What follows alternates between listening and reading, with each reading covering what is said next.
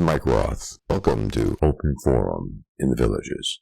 In this show, we're going to talk to leaders in the community, leaders of clubs, interesting folks who live in the villages, to give a perspective of what's happening here in the villages and information that I think all villagers should have. We hope to add a new episode every Friday at 9 a.m.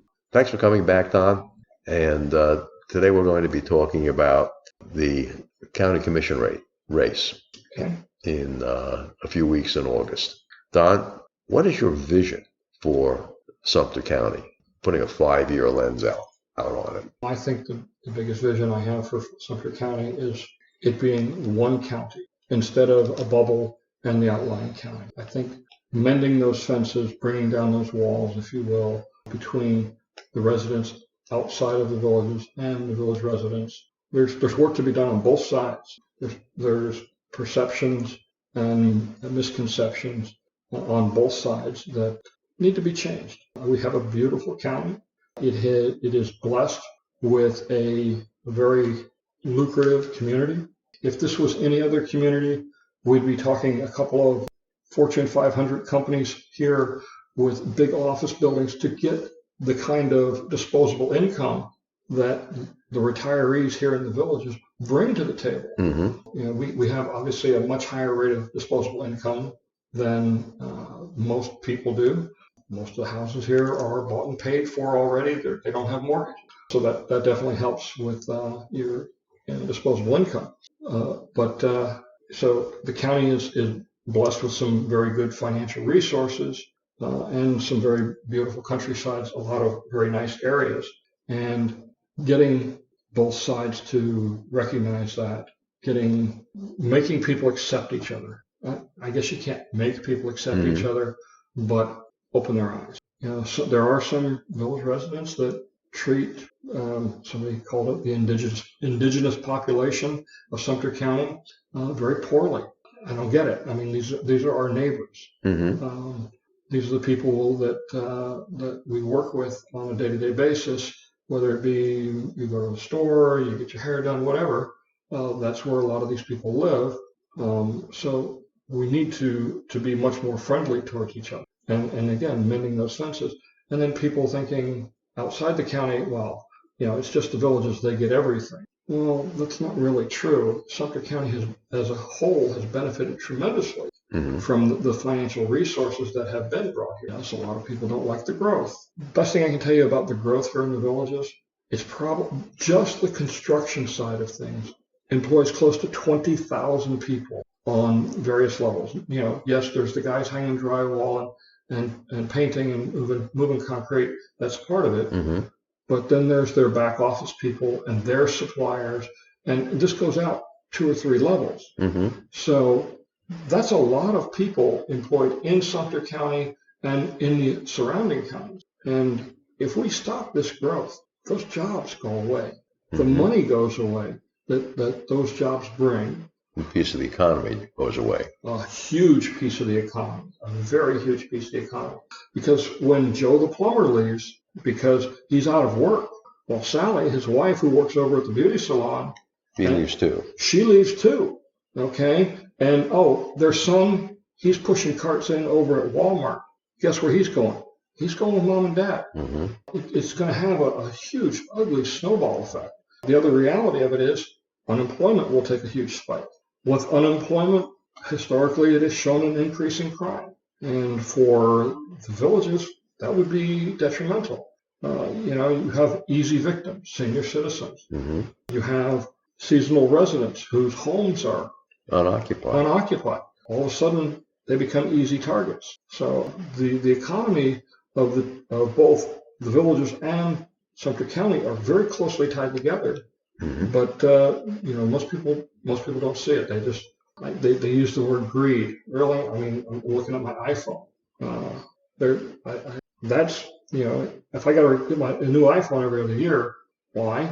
Is that greed? That's the largest company in the world, Apple. But No, you might be addicted to a new iPhone every year, every other year. A lot of people are. yeah, you're right. A lot of people are. Not like a lot of people on their third and fourth and fifth houses here in the villages too. They're addicted to that, I think. Well, there's a real point to that, Yeah. and it helps the developer, and it helps everyone else here in the villages develop new communities. Right. Yeah. I mean that seeding the communities with existing residents definitely has its advantage, and that opens up new houses in some of the old areas. Not everybody wants to live in a new area, but the whole Sumter County though really has to come together. We are really, I think, in my opinion, at a critical juncture with the growth of the villages as it is, and the growth in the county. If we don't mend these fences, if we don't come together, then we truly will fail together. Mm-hmm. And I think that would be a travesty. I remember Sumter County in 1981. I was going to nuclear power school down in Orlando. And I used to go every weekend up to Gainesville with my best friend, ride through here on motorcycles.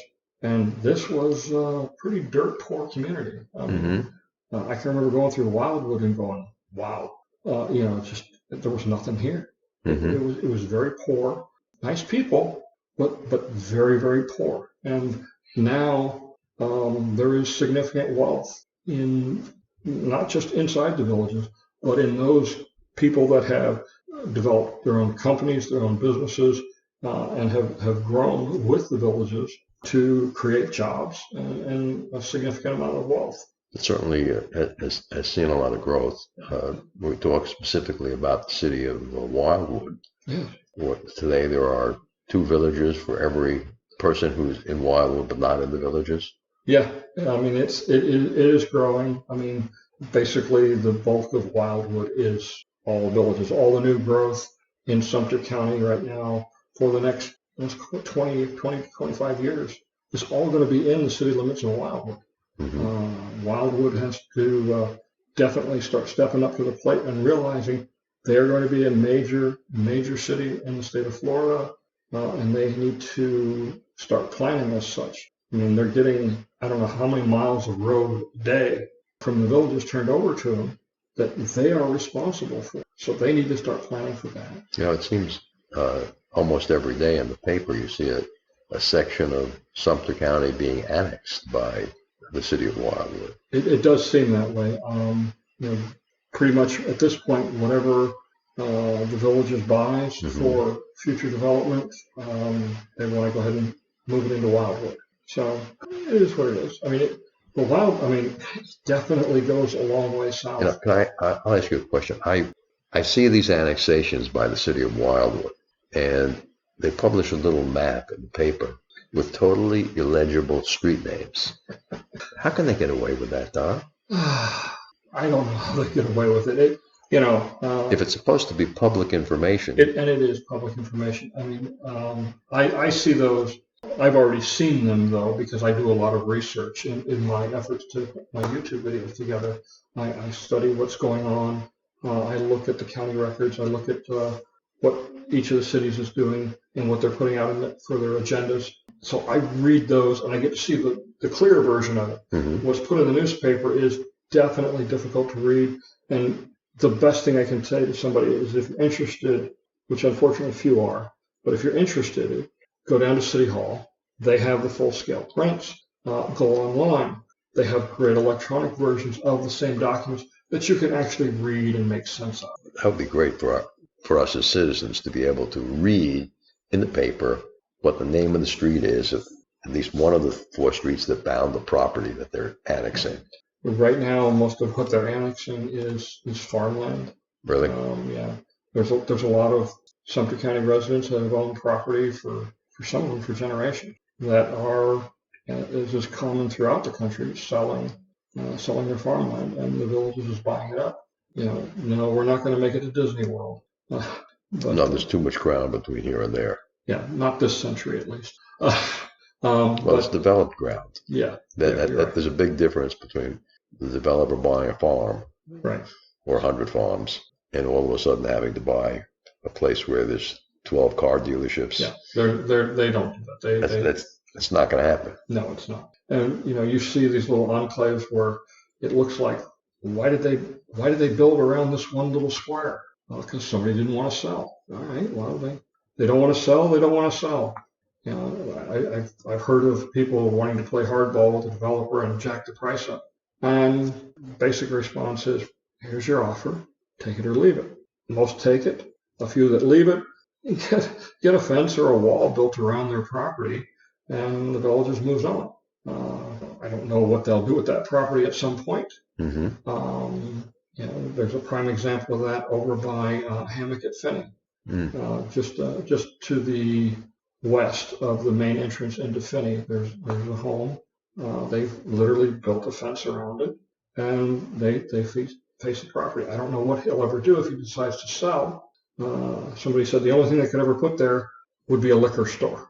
Or a gas station. Probably a liquor store. This is the village. No, I say that in jest. I mean, people here they're enjoying the fourth quarter of the game. Okay, that's fair. Politically, Don, should the villages ever become a city itself? No, and it can't. Because if you look at all of the villages, it's in 3 counties. It's in Lake, Marion, and Sumter County. Mm-hmm. Okay. It's also in unincorporated Marion County. It's in unincorporated and incorporated Lake County. It's in the village of Lady Lake and Fruitland Park. It's in the village of, it's in the city of Wildwood. Did I say the village of Fruitland Park? The city of Fruitland Park and the city of Lady Lake. It's also in the city of Wildwood. Do you really think any of these local governments are going to want to give up that land, that tax revenue? Never going to happen. Never going to happen. We're stuck with this CDD system. I think it works. It works well. And the nice thing is we want a high level of service. Okay. If we waited for the county to cut the boulevard down the center of Morris or Buena Vista, it would be cut 2 or 3 times a year instead of every week. Okay. That's what the CDD brings to it, that higher level of service to keep our community looking nice, to keep it looking like what we bought into. Mm-hmm. Don, do you think the state government here in Florida is helping the villages?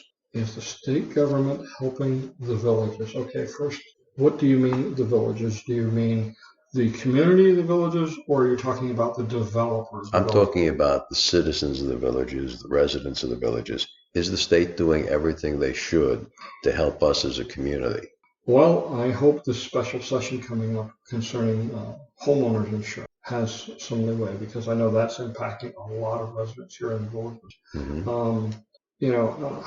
I just can't believe that roofs don't last more than 15 years, even here in Florida, when the manufacturers of the shingles give them a 20 or 25 or even a 30-year guarantee.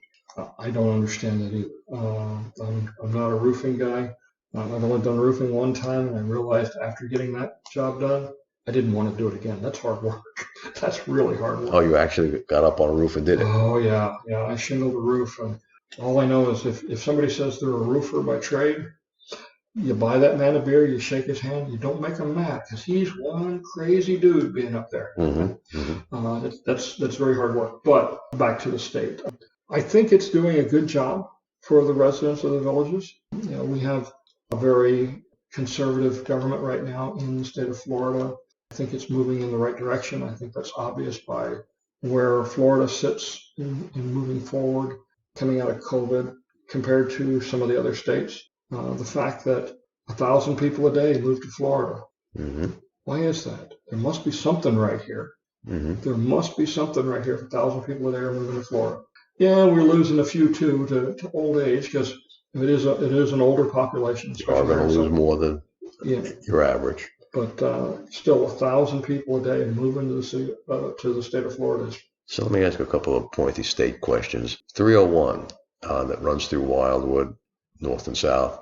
Is that a state road or a county road? It's managed by the state. Managed by the state. Yeah, so it's the state's responsibility to maintain it. It needs to be widened. Widened and turned, in my opinion, into a limited access highway. I don't know about that. There's a lot of businesses along 301, but it definitely, it's south of the turnpike. It definitely needs to be widened. It's on the agenda. We just don't know what the timeline is for the state. Mm-hmm. Mm-hmm. Okay.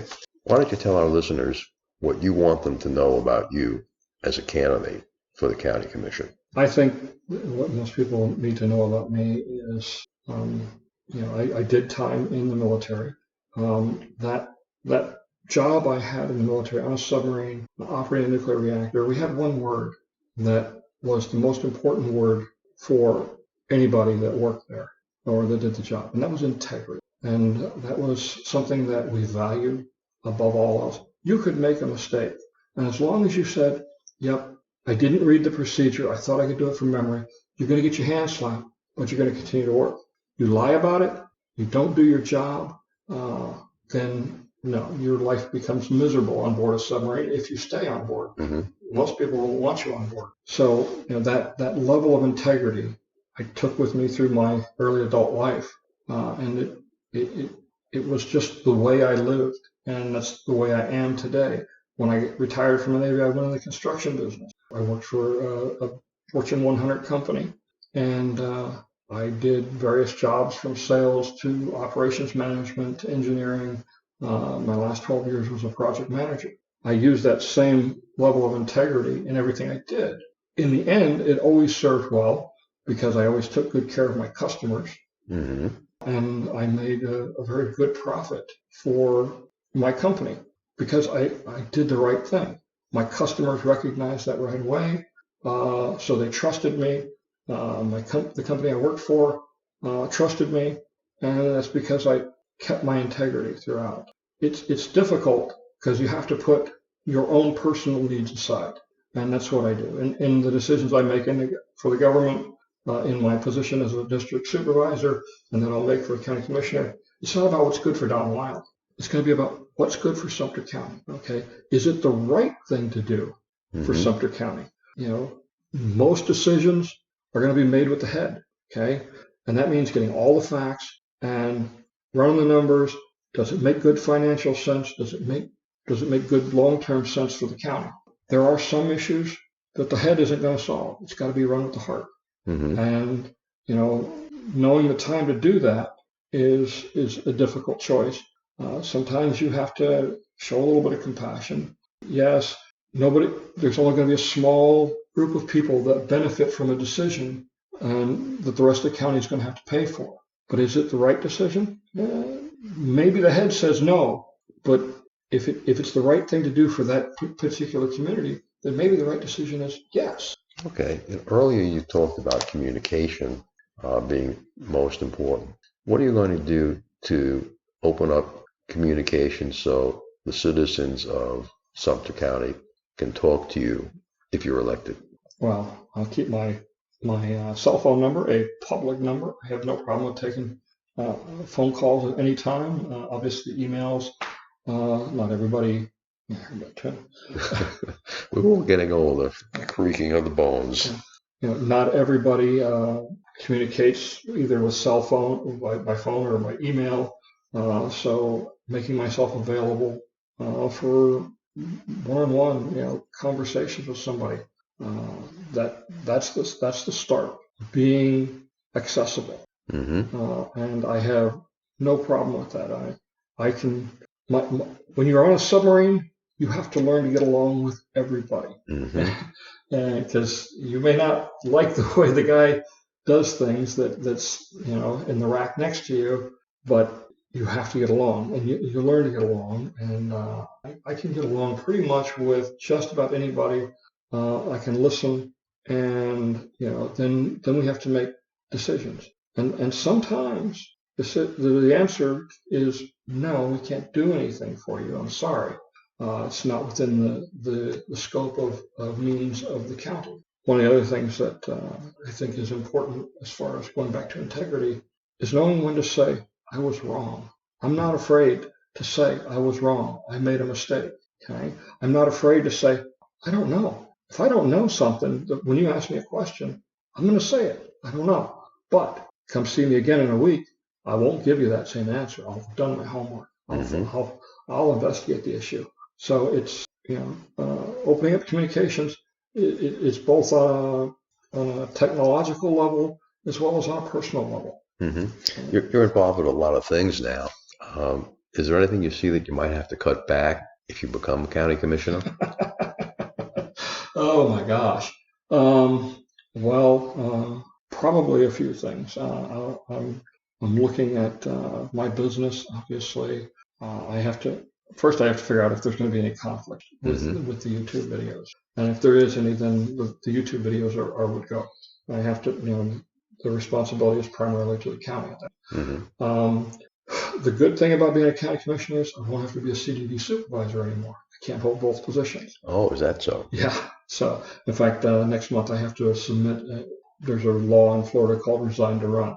I have to submit my resignation for CDD 10 and for CDD 10, which carries with it project-wide position. That'll be effective October 31st.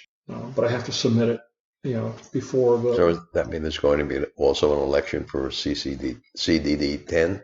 Yes. There are 3 seats open right now for CDD 10. There right now is a candidate for each of the 3 seats, one of them being mine, a lady by the name of Holly Bell.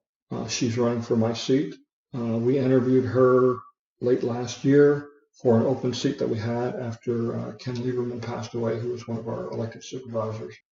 She was one of the best candidates we had. We ended up taking instead Mr. Jack Miller. Jack has decided to also run for his seat again. And then Christine Bradshaw, who lives here in, I think she's in Osceola Hills.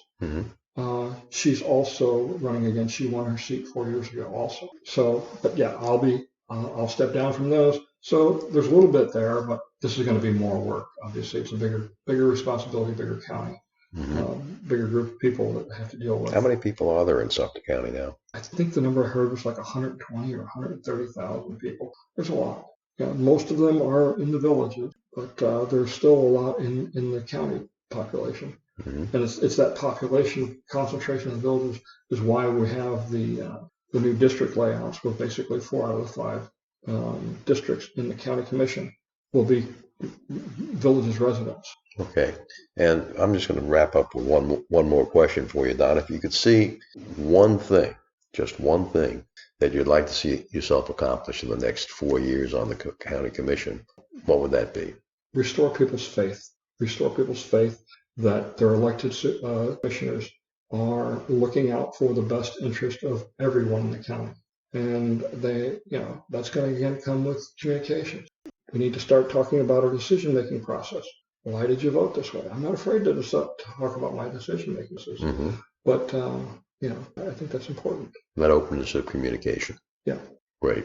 Don, thanks for being with us here today. Thank you, Mike. I appreciate you having me. Great.